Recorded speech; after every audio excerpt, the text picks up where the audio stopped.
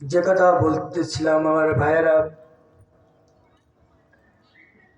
ওই বেশ্যা নারীর গর্ভে যখন সন্তান আসলো,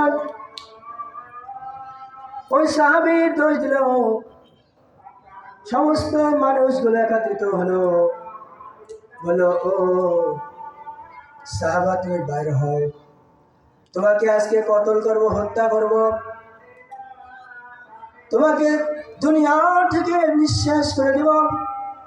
তুমি এক ভণ্ড, তুমি এক প্রতারক, তুমি বেশ্যা নারীর সাথে জেনা করে তাকে পেটে বাচ্চা দিয়ে দিয়েছ, তোমাকে আজ কতল করে দেব। ওই সাহাবা চোখের পানি ছেড়ে দিয়ে বলল, আমার তো আর রক্ষা নাই, তবে আমি 2 রাকাত নামাজ পড়তে চাই। কয় রাকাত? 2 রাকাত নামাজ পড়তে চাই। ওই সাহাবা যাই নামাজে দাঁড়িয়ে গেলেন, রব্বুল আলামিনের নামাজের ভিতরে রব্বুল আলামিনের নাম স্মরণ করলেন, আর কেঁদে কেঁদে বলতে লাগলেন, আল্লাহ এই দুনিয়ার ভিতরে আমি কোনো জেনা করি নাই, জিনার কারণে আজকে আমাকে কতল করবে। রব্বুল আলামিন ও উলহু আল্লাহু আহাদ, ও এক আল্লাহ, তোমাকে স্মরণ করে বলতেছি, আমাকে আজকে রক্ষা করুন, ওর পেটের বাচ্চার জবান খুলে দিন। রব্বুল আলামিন তার কথা শুনলেন। ওই সাহাবা নামাজ শেষ করলেন। নামাজ শেষ করার পর বললেন যে এই মহিলার পেটের বাচ্চার পিতাকে ওই বাচ্চাই বলে দিবে। সমস্ত ব্যক্তিরা হাসাহাসি শুরু করে দিলেন, বললেন পেটের মধ্যে বাচ্চা আবার কথা বলবে, হাসাহাসি শুরু করে দিয়েছে। সমস্ত ব্যক্তিরা হাসছেন। এবার ওই সাহাবা বললেন, তুমি যদি আল্লাহ তাআলা রব্বুল আলামিনের বান্দা হয়ে থাকো, তাহলে আল্লাহ তাআলা রব্বুল আলামিনের আদেশে কথা বলুন তোমার পিতাকে। তখন বললে যে আপনি, আবার দ্বিতীয়বার বললেন আপনি। দ্বিতীয়বার যখন কাছে গিয়ে ইশারা করে বললেন, ওই জাতির কসম, ওই আল্লাহ তাআলা রব্বুল আলামিনের কসম, বলেন তোমার পিতাকে। পেটের ভিতর থেকে বাচ্চার কথা বলা শুরু করে দিলেন, বললেন যে আমার পিতা আপনি নন, আমার পিতা হচ্ছে সেই ওই রাখা।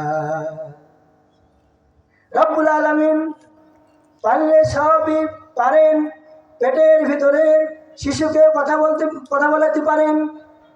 হয়তো ইউসুফ আলাইহিস সালামকে যখন জুলাইখা বিবি দাঁড়া করলেন, পেছনের দিকে টেনে ধরলেন, জামা ছিঁড়ে গেলেন, তখন ইউসুফ আলাইহিস সালাম বললেন আমার কোনো সাক্ষী নাই, তবে রব্বুল আলামিন হয়তো আমাকে রক্ষা করবেন। তখন রব্বুল আলামিন সঙ্গে সঙ্গে জানিয়ে দিলেন, ইউসুফ এই ছোট বাচ্চার মাধ্যমে তোমাকে রক্ষা করব। কোলের শিশুকে বলল, তুমি যদি আল্লাহ তাআলা রব্বুল আলামিনের বান্দা হয়ে থাকো, বান্দি হয়ে থাকো, তাহলে তুমি কথা বলো। বললো যে ওই শিশু তখন জবান খুলে বলল, যদি পীড়নের শিরা যদি সামনে থাকে তাহলে ইউসুফ দোষী, আর যদি পীড়নের পেছনের শিরা থাকে তাহলে জুলেখা দোষী। তখন দেখা গেল পিছনের জামা ছিঁড়া।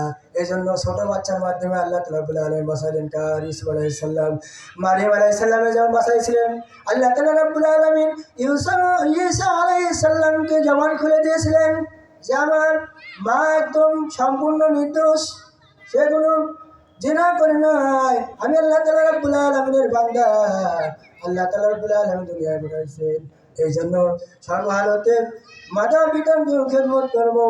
আল্লাহ তাআলা রাব্বুল আলামিন বলেন, ওয়াসাইনাল ইনসানা বিওয়ালিদাইনি ইহসানা হামালাতুহু উম্মুহু কুরহা ওয়া ওয়াদাআতুহু কুরহা ওয়া হামালাহু ফিসালুহু সালাসুনা শাহরা। আল্লাহ পাক বলেন, আমি পৃথিবীর সমস্ত মানব মন্ডলীকে উপদেশ দিয়েছি, মা বাবাকে সম্মান করো, শ্রদ্ধা করো, তাদের উপর কারো তার কারণ হলো তোমার মাতা তোমার গর্ভে ধারণ করেছে অত্যন্ত কষ্টের সাথে। আল্লাহ তাআলা রাব্বুল আলামিন বলেন, মা গর্ভে ধারণ করেছে অত্যন্ত কষ্টের সাথে, এরপরে তোমাকে ডেলিভারি করেছে। গভীর রাত্রে মানুষ যখন ঘুমিয়ে যায়, গভীর রাত্রে রব্বুল আলামিনের আদেশে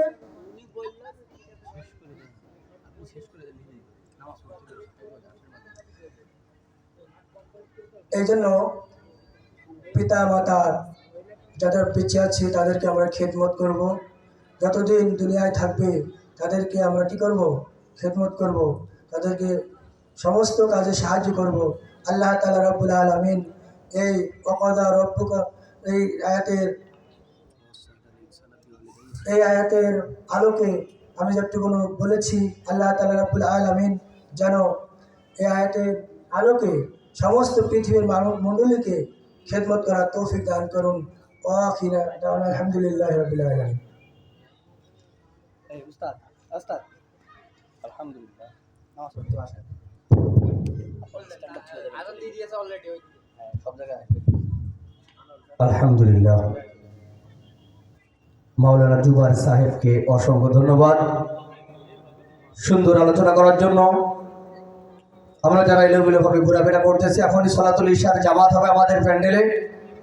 আসুন আমরা সবাই এই প্যান্ডেলের ভিতরে এসে বসে সলাতুল ইশার নামাজ পড়ব, তারপরে এই জান্নাতের বাগানে বসে যাব।